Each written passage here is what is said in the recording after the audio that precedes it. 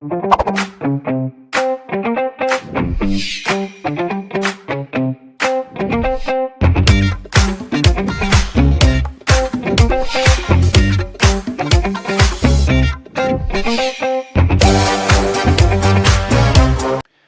upon a time in faraway Europe, a system of government existed that was based on land ownership.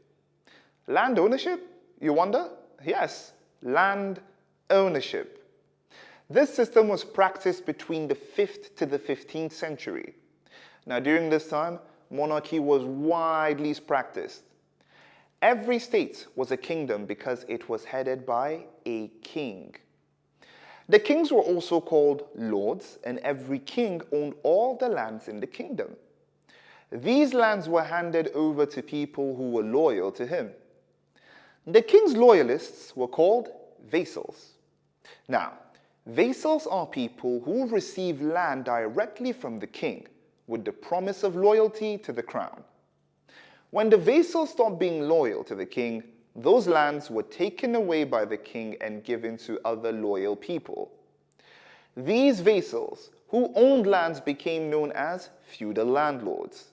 Now, feudal landlords rent the lands they have received from the king to anybody who is willing to serve them.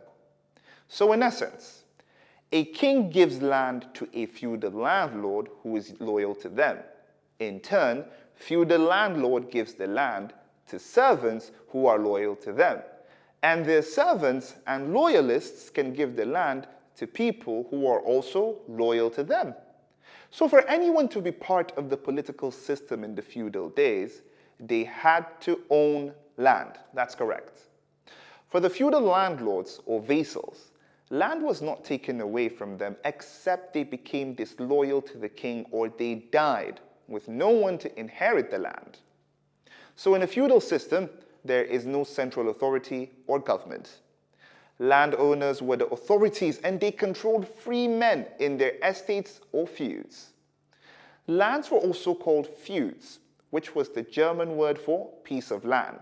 This is how the name feudalism was coined. Feudalism was practiced mainly in Europe. So you may ask, why land? Why not a car, a house, or maybe something else? Well, it is quite simple. You see, in the medieval era, when feudalism was practiced, societies were mostly agrarian. By agrarian, I mean a society where most people are farmers. And to farm, you must have what? A land. That's correct. Thus, the need for land ownership. However, following protests that occurred in the 16th century against monarchs who had become dictators and didn't care about the masses, and the beginning of the Industrial Revolution, feudalism started to fade. The end of politics by land ownership led to private ownership of land and property, which gave birth to democracy.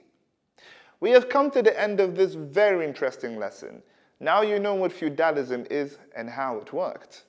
I hope to see you in another lesson where we will discuss other governmental concepts. Bye, my friend.